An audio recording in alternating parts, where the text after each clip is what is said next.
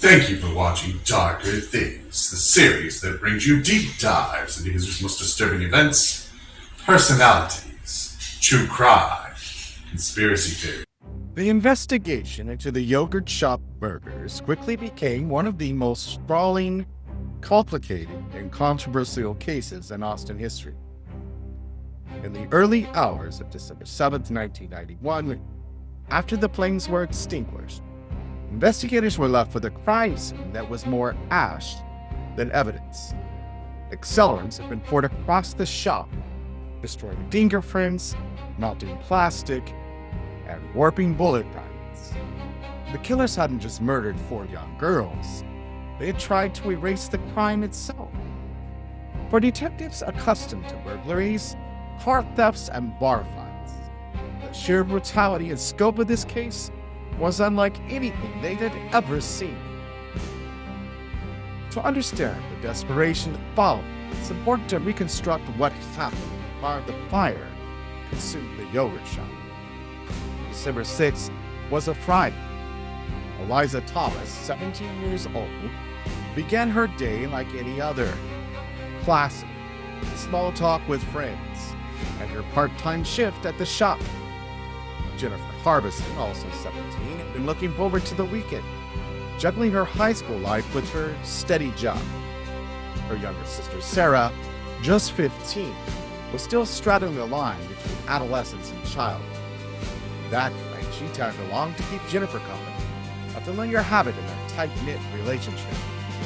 And with them was Amy Ayers, only 13, Sarah's best friend, who had spent the week buzzing about their upcoming sleepover. By 10 p.m., the shop would slow.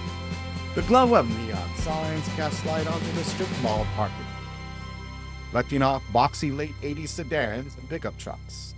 Inside, the girls wiped counters, stacked chairs, and laughed together as they prepared to close.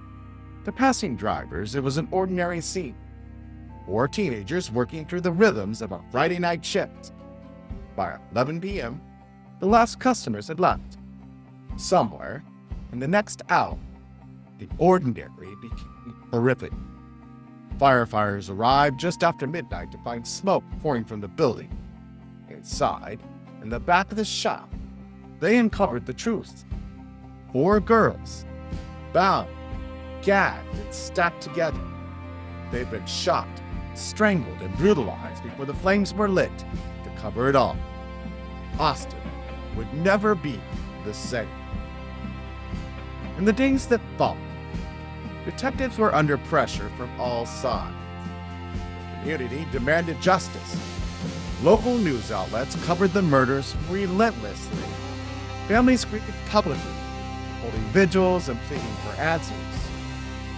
Inside the Austin Police Department, investigators who had never handled a crime of this magnitude suddenly carried the weight of national attention. The evidence was thin. Fingerprints lifted from melted surfaces, shoe prints in ash, bullet fragments warped by fire. What investigators lacked in physical proof, they attempted to make up for in interrogation. One of the central figures in this story was Detective Hector Polanco. Polanco was known inside the Austin Police Department for his aggressive tactics.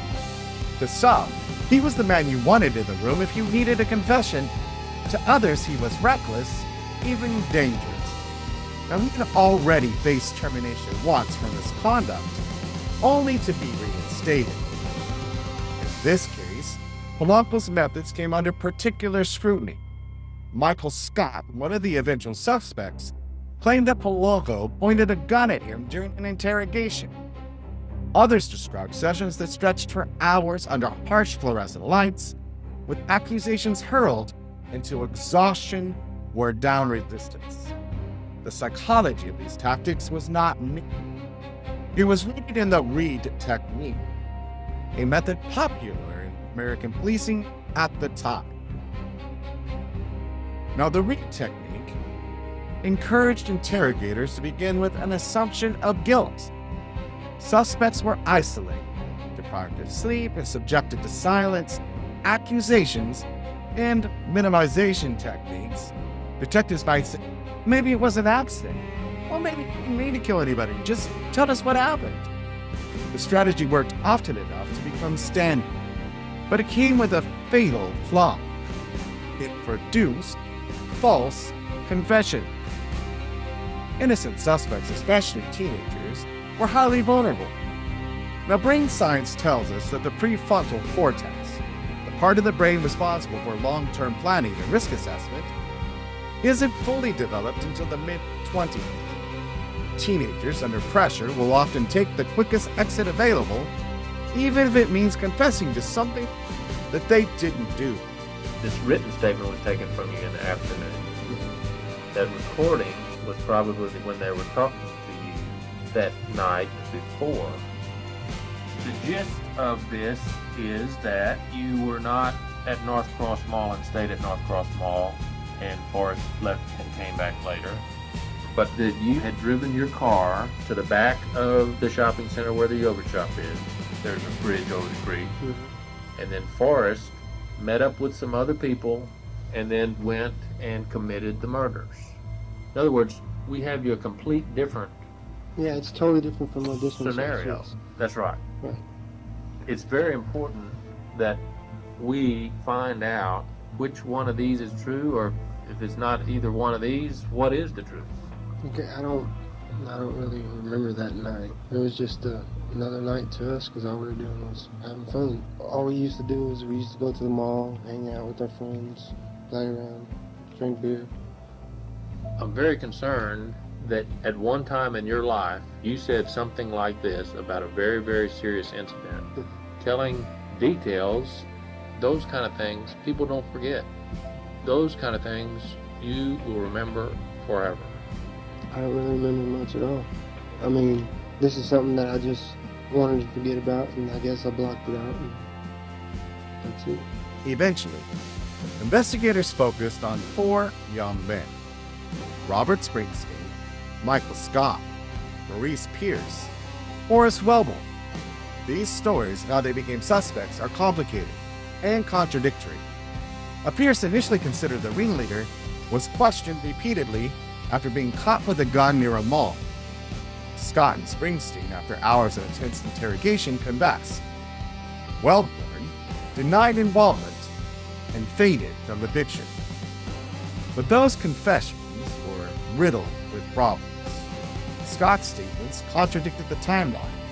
Springsteen's confession included details inconsistent with the crime scene.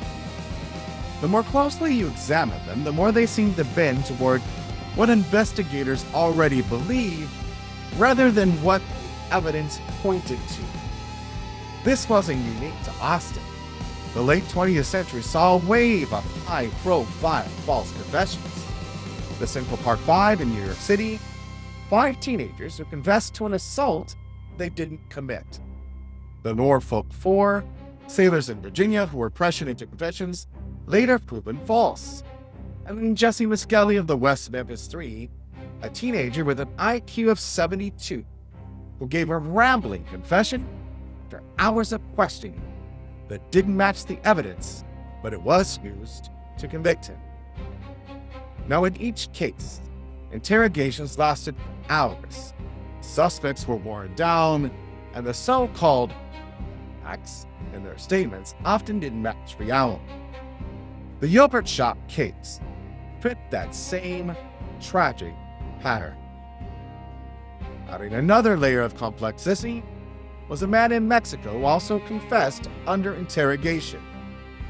He admitted involvement in the yogurt shop murders, but later recanted, claiming he only confessed out of fear after hours of questioning. The details he gave didn't line up with the crime scene.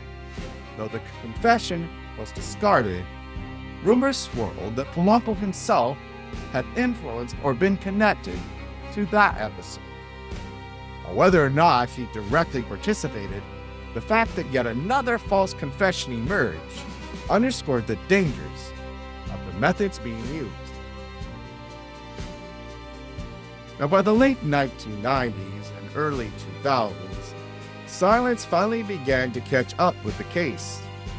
DNA analysis, which was primitive in 1991, had advanced dramatically. Samples from the crime scene were tested again. What they revealed changed everything.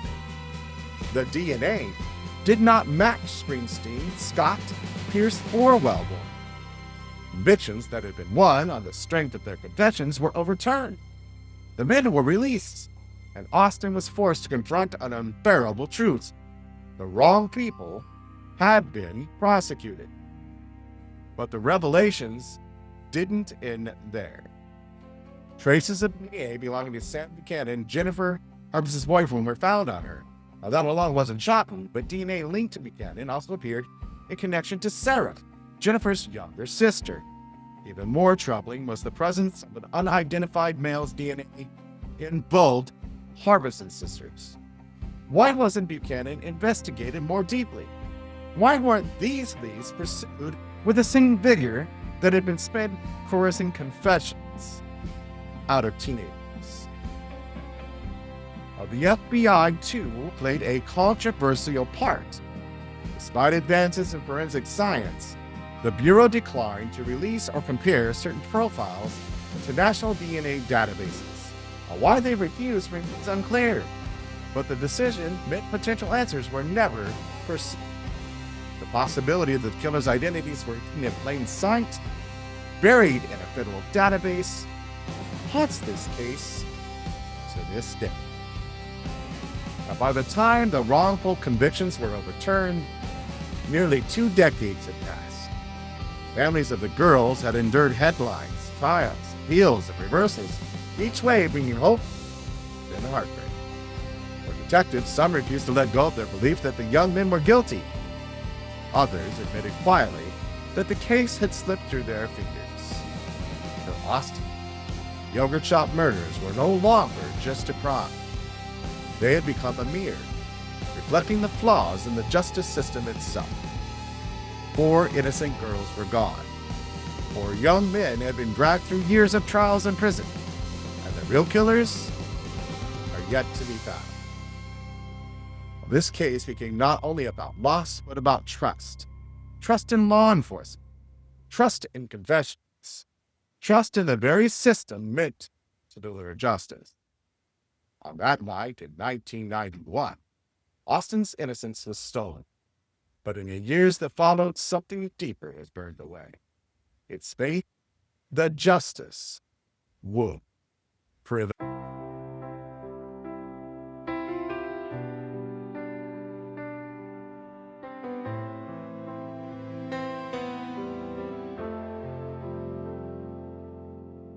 Four candles in the night, their glow still burning bright. Innocence stolen, but memories hold them tight. Laughter once filled the air, dreams they would never share. Gone too soon, yet we know they're still there. Even though you're gone, I hope you bloom in heaven. Stars above are singing, love can't be undone. Every tear that falls is a prayer we're sending. Even though you're gone, your light still carries on.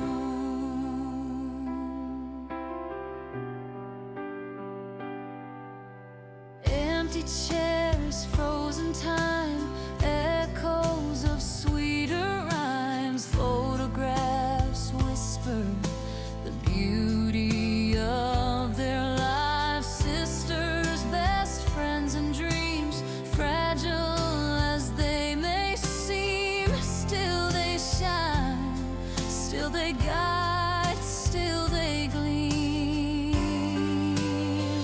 Even though you're gone,